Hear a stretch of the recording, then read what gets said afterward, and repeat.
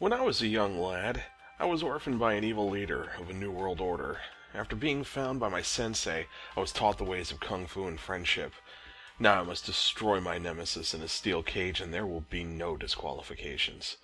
Enough about my origin story, though. Let's talk about other heroes. I'm DC Ferguson, author of the Wicked Instruments series, and this is the Worldbuilding Dojo. Oh, here we go again. If the title looks familiar, it's because we're treading on dangerous ground here. If you remember the cliches versus tropes video, we talked about the trope of a humble farm boy rising up to become our hero. That's a trope, and albeit a common one, but you can still play with it if you're bringing something new to the table. If you're not, you're in cliche territory. See how that got spooky real quick? So, let's take a look at some common tropes and little spins we can put on them. First up, we have the humble farm boys we just mentioned. These are origins that start in a quiet town with quiet people, and our hero is among them. Some catalyst occurs, and our hero decides to rise up and face this bigger, more dangerous world. Now, despite his age, we're actually going to talk about Superman on this for a very good reason. Ma and Pa Kent raised Clark to be a good person, even though he's a godlike super being that could crush humanity under his thumb. But because he grew up among us with good salt-of-the-earth people, he got to see the best of us and aspire to protect it. His origin teeters on landing with this exact family in this exact part of the world.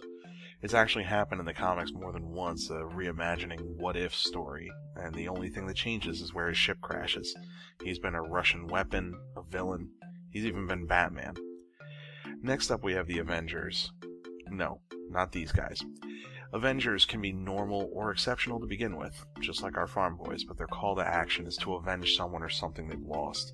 So in here you've got your John Wick, your Batman, your Punisher, and these guys are dark and brooding and full of pain.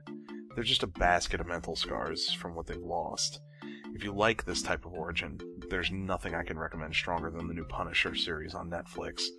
As a man who lost his family, Frank Castle is so badly damaged by a lifetime spent at war that avenging his family is all that he has left.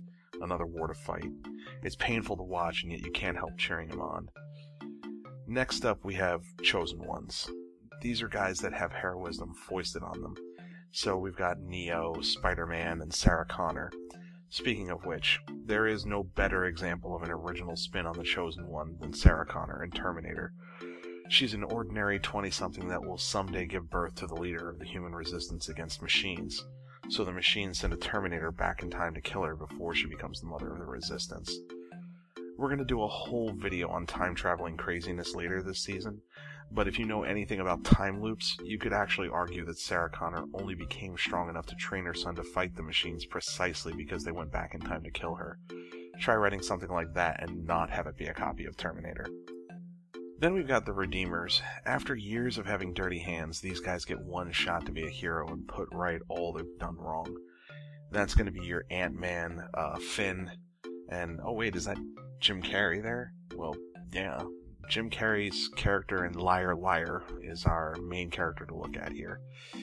The power that he gets is more of a curse, being that he's a lawyer and his son magically wishes he can only speak the truth. The hero's journey in this movie is used to comedic effect, but in the end it's a morality play about seeing what's really important to him and being the kind of man and father that his son deserves. Lastly, we're going to touch on this one trope and we're not going to like it. The unwitting hero. This guy doesn't want to be a hero. He just got pulled into the conflict and now has to go through the motions and be a hero so he can be free of the burden. Now, the reason I say we're not going to like it is because it's almost always used for sidekicks, and these sidekicks are almost always used for comedic relief. Now, that is so beaten to death and cliche that even a trailer for a new buddy cop type of action flick with this trope makes me want to use my flying crane style to take out the Hollywood sign. But yeah, it can be used in a way that's not hopelessly formulaic, and that is the case with Han Solo. What starts as a smuggling run to get Luke Skywalker and Obi-Wan off Tatooine ends up dragging him into a galactic conflict and turns our ne'er-do-well into a heroic freedom fighter. Now, we got through all of this together. We did it. We can use any of these tropes now and understand how they work.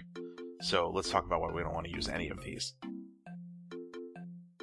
Tropes like we just talked about are tired, and they pose the risk of cliche. When we're talking about great heroes these days, using the tired tropes of our past makes it seem like we jumped in at the perfect moment. We get to see this evolution from nobody to hero, like our hero was just waiting around for life to smack him with the greatness stick.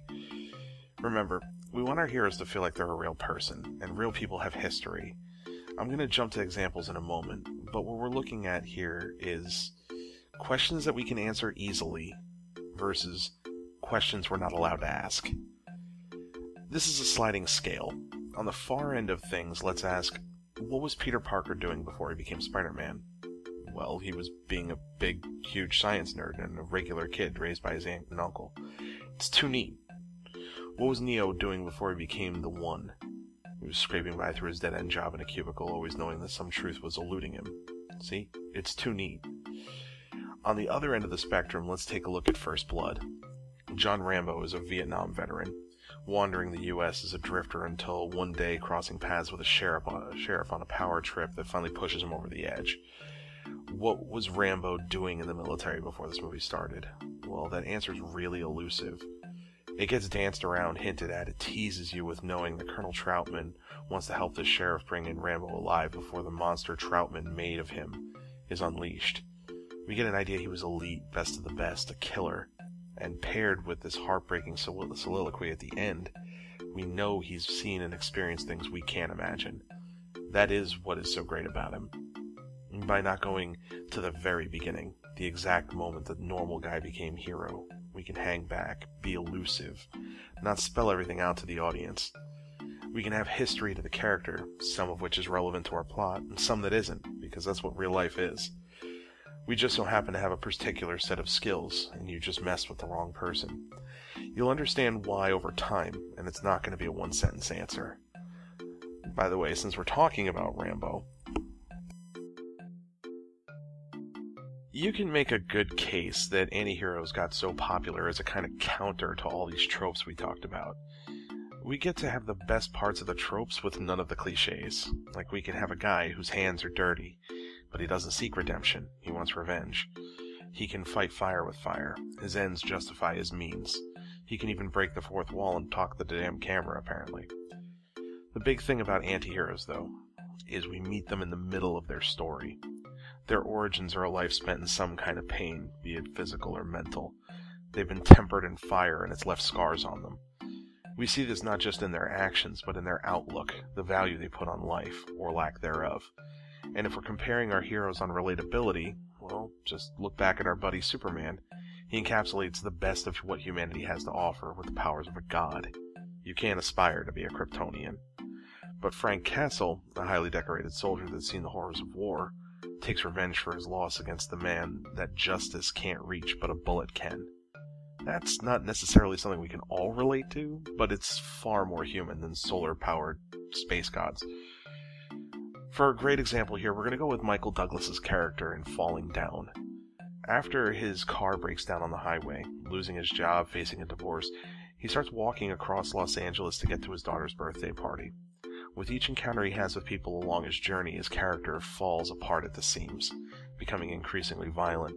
He's felt helpless and hopeless, and answering violence and disrespect with violence is him taking his power back. In the beginning you can almost understand him, but as he digs deeper into his rage, he becomes a rabid dog to be put down. It's sad and unsettling, and just the right kind of feeling you should have when you're talking about a realistic antihero. He's not someone you model yourself after, but he's that anger under the surface of all of us.